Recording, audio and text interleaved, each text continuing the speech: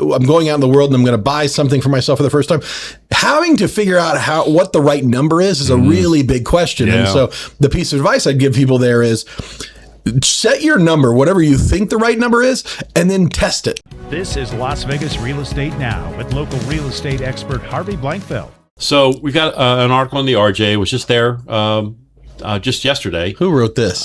This is written by Patrick Blennerhassett, our good friend at the RJ. Okay. It's in the RJ. The Yes. headline of which is Las Vegas are bad with their money. Meet the guy who wants to change that. And this is a professor down at Daniel Chi, who's the chair of the Department of Finance at UNLV's Lee Business School. And he posed for a portrait. There's a lovely picture of him in the RJ. Yeah. But he goes on to talk about how bad Las Vegans are with money. Yeah. Other than throwing aspersions at us, what are we bad at, according to him? Well, he's actually on a couple of missions, and I'm going to read from the article. One, right. The chair of the Department of Finance at UNLV's Lee Business School wants to increase financial literacy across Nevada.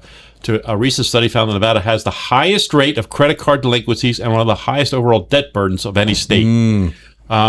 There's about 3,000 students were taught personal finance through the coursework at UNLV, and she said that they're expanding the courses to Clark County School District. Great. I think that's a great idea. Yeah, we've talked about this ourselves. John and I have talked about going into the schools and talking about the value of home ownership and why. I went my entire school history here. And at one point they taught me how to write a check, this kind of thing. They taught me nothing about credit. They taught me nothing about investment. Nope. I don't remember any emphasis put on that stuff. Yeah, my father taught me a lot because he was in the credit business. And so he taught me a lot. Not that I necessarily listened to him. Yeah, there's a time. He tried. He tried anyway. But even my parents didn't, by the way. My parents never talked credit with me, never taught me this stuff. No. It was, And I think credit has evolved so much over in our lifetime. Sure. It's Become changed more and more dramatically. And it'll continue to change, I'm sure, over time. But it's changed so dramatically. So we have to learn how to use the internet with credit, and we have to learn how to use so there's so many variances. But I think it's a great idea to teach it in school and teach it at Clark County School District because agreed. By the time you're in college, you need to know that stuff. Right. Because I think you made a comment before. Hey, once I went to UNLV, I got a credit card. Yeah, I was going to UNLV, and they had credit card people sitting in a little booth on there, ready to give it to me. And guess what? I needed money at that time. How about that? It's shocking. It's remarkable. I could use a little more credit.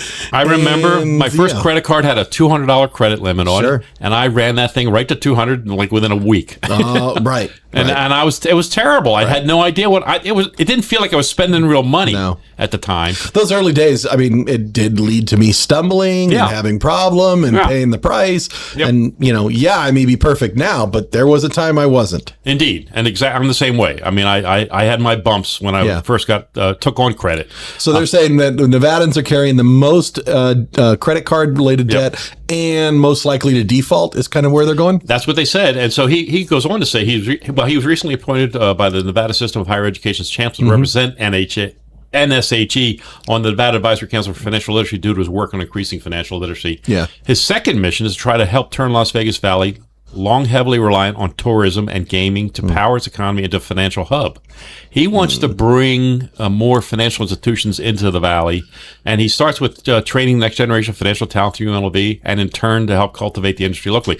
And so he goes on to say that he starts with training the next generation of financial talent through UNLV, and in turn help cultivate the industry locally. He took some time to speak to Las Vegas Review-Journal about how the valley can achieve this goal. So he has some things he talked to the RJ about. Can you share this tips? Like, what does he think we should do going forward? And I'm going to say if I agree, because I have lots of opinions on this stuff now. Let's talk about this, guys. Yeah, because you hear personal stories. Yeah, you hear these stories. The colors of the rainbow, so to speak. Okay, so the first one was Las Vegans are bad with their money. What are some things they can do right now to change that? Right. First was have a budget and live within your means. Very reasonable. That's to me, if you can do that, that should fix everything, I would think. Yeah. Can I, because this ties into my world. Go ahead. I find this to be a super tip for people who are I've spent all my time, I've lived with family, I've lived at this super low rent, this kind of thing. I had a hookup, this kind of thing, and I want to figure out I'm going out in the world and I'm going to buy something for myself for the first time. Having to figure out what the right number is a really big question. Yeah. And so the piece of advice I'd give people there is, set your number, whatever you think the right number is, and then test it. Right. Live as if that's your budget right now. Right. So you think you can handle $2,000 a month? Great. Live at $2,000 a month. Set the money into savings. Right. That is over what you're paying now, but you're not allowed to touch it. See how your life has to change. Right. See how your budget has to change in order to, do you like that lifestyle? Do you not? Do you find yourself cheating and touching the money? These things will reveal whether that 2,000 is the right number or the wrong number. Yep. Goes all the idea with the budget. Absolutely works for people trying to make that transition and really answer it for themselves. I think that's a great advice. And I gave the same advice to my son, Ethan, who's looking to buy a car. His car is getting old. It's about time he thinks he's going to have to probably trade it in and get a new car. And he's never had to make a car payment in his life. And now he has to decide what he can afford. I said, well, let's start doing it now. Take whatever you think you can afford and put that in savings every month. Yep. And don't touch it. And then you'll know, yeah, I can afford that or not. Right. You know, and I may not like to live that way. Right. Right. And it may be worth sacrificing. Say, I'm going to, whatever I can pay cash for is what I can have. So instead of buying the BMW, maybe you're buying a Dodge. Right. Right. I mean, that's it's a 10-year-old no disparity Toyota towards but it Dodge, works, you know. but Yeah. But it's not going to cost That's as good much. advice. Okay, I like that one. Okay, so that's one thing. For those who do not have a rainy day fund, start building one.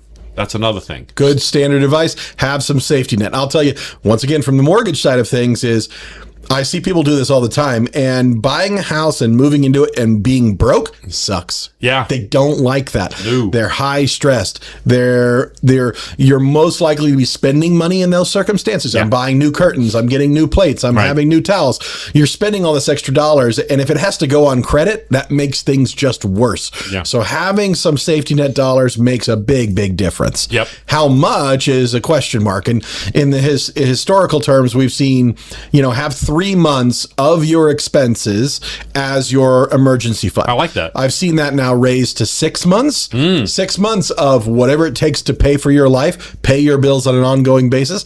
Not the gross, but what you actually have to write a check for every month. Have 6 months of that untouched. That's a great safety net. And I think that's smart. I think it should go up to 6 months in light of the economic situations that we're in right now. I mean, we just don't know. There's a lot of uncertainty out there. Well, they shut us down for 3 months with COVID. I think 3 months where people had to, pay the bills in some way, right? Indeed. Not all of us were lucky enough to have an employer writing a check to us. Indeed. Even though we weren't working, right? Yep, Or exactly. I mean, those of us who work based on our actual efforts and we don't not drawing a salary, we had no choice. So we got lucky that like our industry was deemed essential and they needed people to do it. Yep. But there were others out there who had to just make it work, and having some savings made a difference.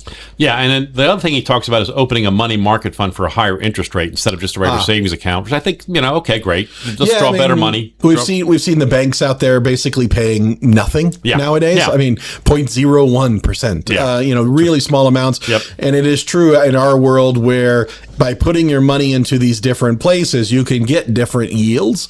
And when we're talking, especially in the case of emergency funds, I don't need to touch that money on a daily basis. So it can sit there so long as I can touch it if times get tough. Yep. And if that means going to an online thing to have a higher interest rate, wonderful. Yeah. But seeking out those options, such as money market accounts, high yield savings accounts that you hear about, that's worthwhile. The last thing he says on that question is arrange for automatic payroll deductions to this fund. I love this concept. I love the idea that I never get the money. Yeah, that's the reality is like if you can get real used to not seeing the dollars. And so when you're talking about funding a savings account and trying to build up, dollars behind you, having something happen automatic that doesn't require you to actively move the money yourself tends to have better results. Agree with that point for sure. Every payroll service out there will give you the opportunity to divvy up the check. Sure. You don't have to put it all in checking. You can put a portion of it into savings if you like. I use this strategy myself actually, where the bulk of my paycheck goes into one bank, and then I have a portion that goes into this other bank that I don't look at every day. Right. But it automatically comes out of my paycheck at a set amount every single pay period, and that counts as like extra savings just in case. Yeah, and so and as a real estate team, we do something that I think is pretty unique as a real estate team because we have property management involved. Yeah. Which means we do draw some salaries. Most realtors don't draw salaries; it just doesn't happen. Right. But we also have salaried people on staff. Like Carly's on staff. So she's salaried, So we also offer a retirement plan for those guys. Oh, nice. And they get that. And that's automatically deducted. We've had this discussion with everybody. Nobody's missing it, but it's taking a little bit of money out of their paycheck and it's set aside for their retirement. Now, when the young people see it, they're like, yeah, well, I you know. Right. But then after they start to see it build, they get really excited. Yeah. And once you start to see the momentum, you realize the value of that. Just that little withhold. Now, you're withholding money to pay your taxes anyway. Yeah. That's one thing is being set aside for you to pay your taxes. And are you missing those dollars? Not really. You're not, because you know, hey, I got to pay that. Off the net. So just make this part of that. Just say, okay, let's knock another 50 a paycheck and just throw it into savings and just pretend like that's for taxes. By the way, to all the young people listening out there, this is one of the questions that I think is hiding in the ether out there. It's hard to imagine what is the right amount that I should be setting aside, and what should I strive for? And I'll tell you, financially, they say the answer is about 15%. Oh. If you can save between 401ks, your own personal savings, this kind of thing, if you can save 15% of your paycheck, you're likely headed to a good retirement for yourself. There you go.